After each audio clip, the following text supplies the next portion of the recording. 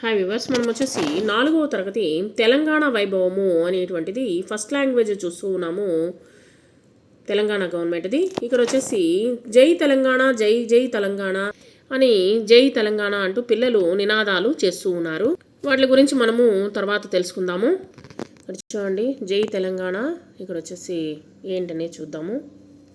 పద్యము: తీయ తీయని సోన నా తెలంగాణ, వీర చరితల కోన నా తెలంగాణ, తరగలై గోదారి తల స్నానమయ్యింది, నురగలై కృష్ణమ్మ నీ కాళ్ళు కడిగింది, తల్లి నీ కడుపులో తరగనన్ని గనులు, సింగరేణి సిరులు నల్ల బంగారు పొరలు, తీయ తీయని తీయ తేనియ సోన నా తెలంగాణ, వీర చరితల కోన నా తెలంగాణ అంటూ ఇక్కడ తెలంగాణ గురించి, ఘనతను గురించి తెలియచేస్తూ ఉన్నారు. ఏంటనేది మనము దీని భావము తెలుసుకుందాం.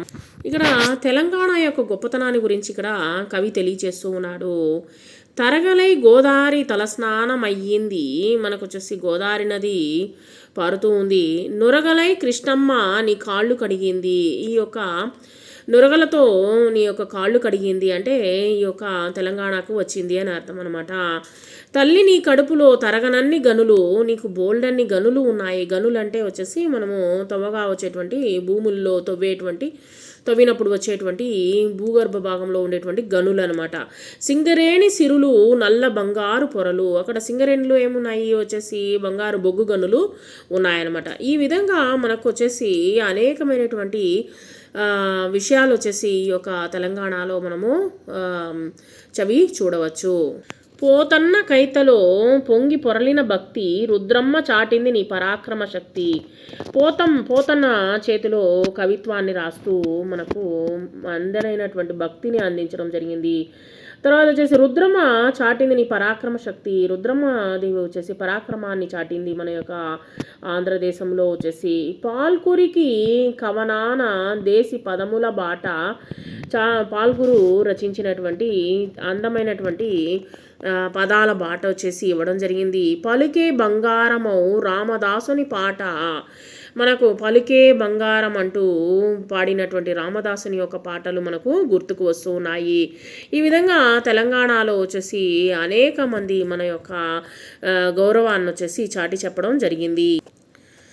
ఎములాడ వేల్పునకు కోడె మొక్కుల కొలుపు, జాన్పాడు సైదులు పీరి దట్టిల మెరుపు, మెదకు చర్చిలో తలుకు క్రీస్తు కథలను తెలుపు, తెలంగాణది నేర్పు సామరస్యము నిలుపు.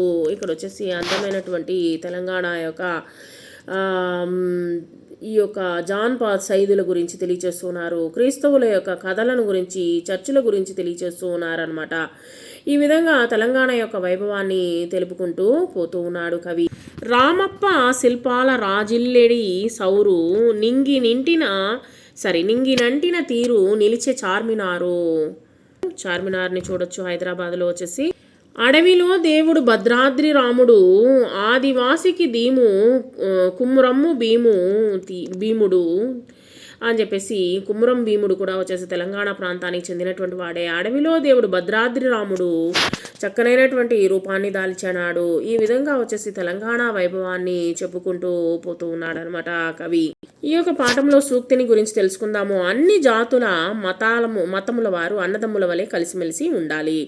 ఇక్కడ జాతి మత భేదములు అనేటువంటిది ఉండకూడదు అనేటువంటిది ఈ యొక్క మనము తెలుసుకున్నటువంటి ఈ పాఠములో సూక్తిని తెలుసుకున్నాము.